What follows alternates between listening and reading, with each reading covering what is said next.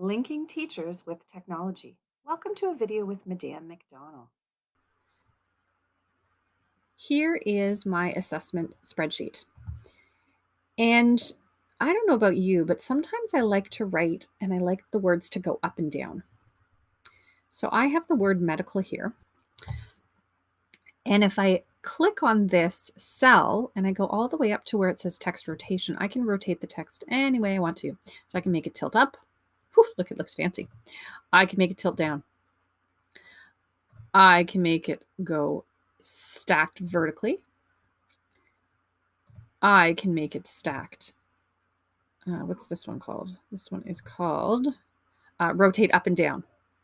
I can also make it go rotating down. And you can rotate the text in any of the cells.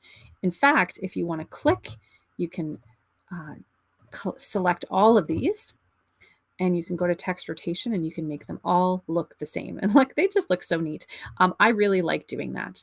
I like rotating text. Merci beaucoup. Thanks for watching.